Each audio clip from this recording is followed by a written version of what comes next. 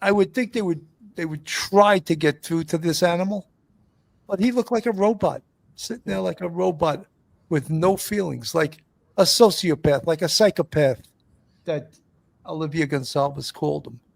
That's who he is.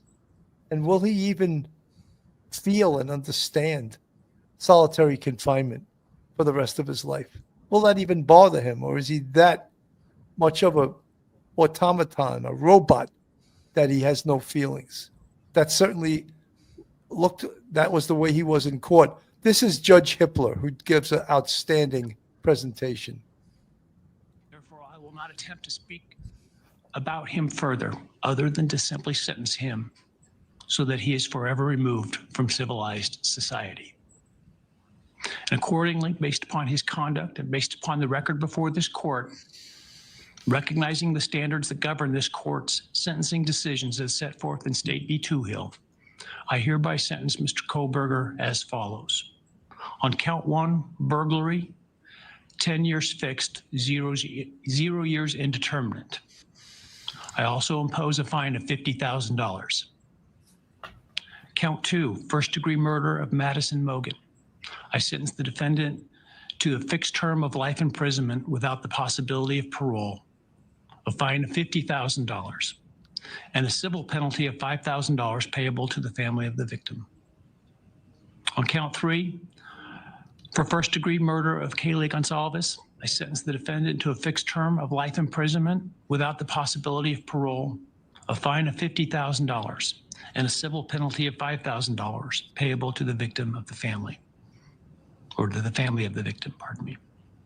On count 4, for the first-degree murder of Xana Kernodle, I sentence the defendant to a fixed term of life imprisonment without the possibility of parole, a fine of $50,000, and a civil penalty of $5,000 payable to the family of the victim. On count 5, for the first-degree murder of Ethan Chapin, I sentence the defendant to a fixed term of life imprisonment without the possibility of parole, a fine of $50,000, and a civil penalty of $5,000 payable to the family of the victim. The sentences on counts 1, 2, 3, 4, and 5 shall run consecutively to one another. Restitution will be left open for 60 days.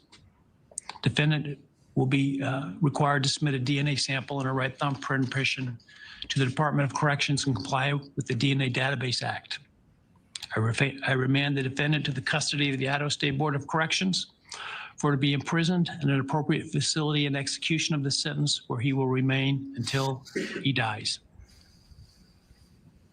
Though you've waived your right to appeal, you do have a right to file a notice of appeal, and any such appeal must be filed within 42 days of the date of the written judgment, which will be entered shortly hereafter. Though the appeal, you should be aware, may be deemed a violation of the plea agreement, and so I certainly suggest you discuss that with counsel if that is your desire. Thank you. I almost got Cuomo before he jumped on.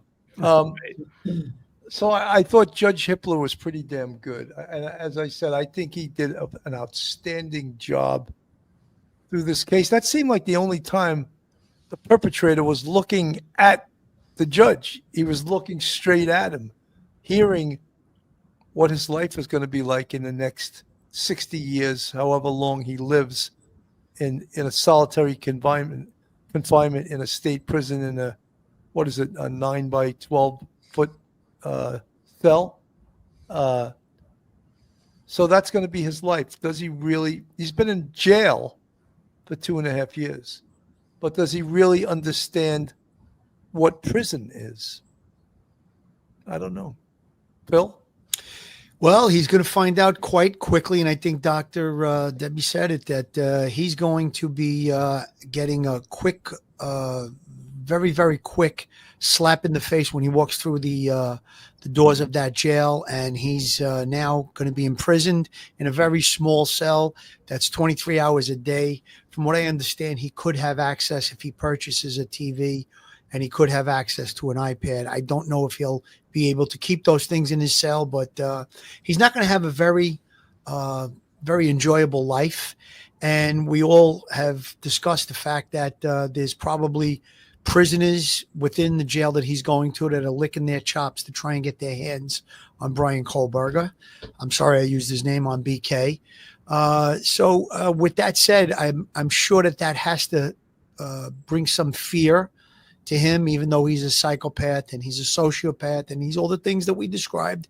Reality is he's gonna get a real quick reality check when he walks through the doors of that jail and he spends some time there. And I think there's going to be attempts to try and get at him. He probably will be segregated, but even though segregation, sometimes there's that little opportunity, and hopefully a prisoner may get their hands on him and give him some prison justice. This is a short little presentation by Bill Thompson, the district attorney. We respect the families. We realize that we had tough decisions to make and we made them, but we did not make them in a vacuum. As I said in court today, we reached out to the families. We asked their thoughts. We listened to what they had to say. We accept and recognize that not everybody agrees with the decision we made, but this isn't a popularity contest.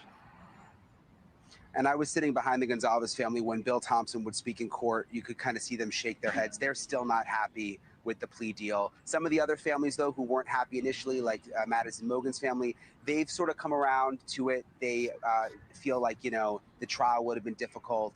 They feel comfort knowing Brian Kohlberger will never, ever be a free man again. So, that was right on time. Good that time. Yeah.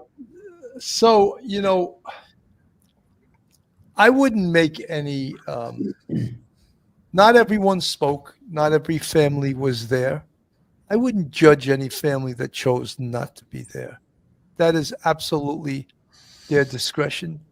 That is absolutely their choice. And they knew what was going to happen. I think the Chapin family didn't show up today, but I believe they were at the plea when he pled guilty. So they knew what was going to happen today. He had already pled guilty. So I wouldn't judge them and say, oh, why weren't they there? They didn't have to be there, and they chose not to be. And that was their choice. So, I mean, very, very emotional day. And, you know, you always have to worry about the families after this. It's over.